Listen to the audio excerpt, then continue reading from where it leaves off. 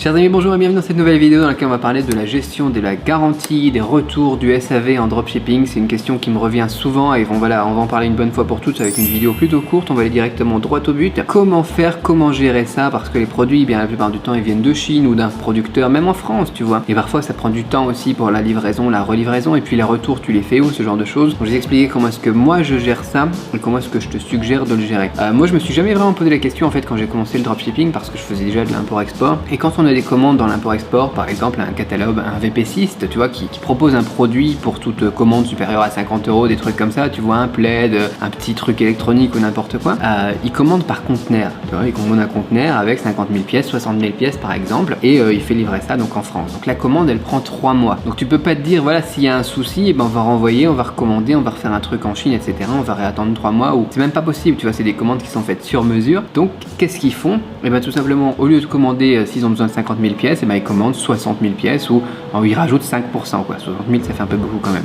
Mais tu vois, ils vont commander 5% supplémentaires pour la gestion des retours. De toute façon, on a fait un contrôle qualité, on connaît nos produits, etc. Comme dans le dropshipping, quoi. Tu dois connaître tes produits, tu dois les avoir testés, ce genre de choses. Donc tu sais que, bon, voilà, au pire, tu auras 5% de défaut, quoi, 5% de retour. Tu vois, moi je tourne à 1% environ dans tout ce qui est retour et remboursement. Donc qu'est-ce que tu fais? Bah, tu fais la même chose tout simplement pour la gestion des retours et tout ça. Quand tu vois qu'il y a un produit qui commence à bien marcher, déjà, moi ce que je te recommande, c'est d'avoir un stock tampon à la maison ou bien dans le garage ou à ton entreprise, peu importe, tu vois. Et puis, ça te permet déjà de livrer plus rapidement. Mais aussi, d'avoir aussi quelques pièces supplémentaires. Tu vois, si tu sais que tu as des commandes tous les jours, quand ça commence à marcher, tous les jours tu as 100 commandes, tous les jours tu as 100 commandes, bah, c'est bien aussi d'avoir un stock à la maison qui soit un stock que tu prends sur ton bénéfice ou n'importe quoi. Tu payes ça, un petit stock complémentaire pour la gestion des retours. Quand tu as un retour, qu'est-ce que tu fais? Et ben tout simplement tu l'échanges. C'est pas de réparer, c'est pas de perdre du temps, c'est pas de négocier.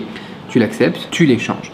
Et si tu te rends compte que le truc il était quand même bon, du coup il n'y a plus l'emballage, parfois c'est un peu usé ou n'importe quoi, tu peux très bien l'offrir dans des giveaways, des gens, des concours sur Facebook, ce genre de choses. Moi c'est ce que je fais, tu vois. Et puis comme ça c'est géré, quoi. Et ça te coûte pas énormément et ça te permet d'être super réactif avec les clients qui sont généralement pas plutôt pas contents quand ils ont un problème, quand ils ont un retour à faire, quand ils veulent un remboursement. Vaut mieux que ça aille vite parce que sinon ça part vite en cacahuète. Les gens ils vont les poster partout en disant ouais c'est de l'arnaque son truc, ouais ils veulent pas me rembourser, ouais ils m'ont livré un truc tout pourri, etc. Tandis que si tu leur dis ok tu me l'envoies, bon le retour est à tes frais, tu vois, mais tu lui donnes une adresse en France, tu vois, un ami à toi par exemple, si tu fais de la livraison depuis la Chine, tu fais quand même récupérer en France chez un ami à toi qui s'occupera de le renvoyer après, tu vois, chez quand il y a un concours par exemple, tu vois, tu le payes un petit billet, je sais pas moi, tu le payes 50 € par semaine pour qu'il gère des trucs comme ça, quoi. Et puis voilà, le tour il est joué, quoi, c'est fait rapidement, c'est rapide et puis les gens ils sont contents, tu vois, et là t'as des retours positifs. Enfin, quand c'est positif les gens ils le disent pas trop, mais du coup t'évites au moins les retours négatifs. Voilà, donc quand tu commences à avoir des produits qui marchent bien déjà, toujours avoir du stock. Et ensuite, voilà, dès que tu commences à avoir un business qui se lance, toujours avoir un petit stock pour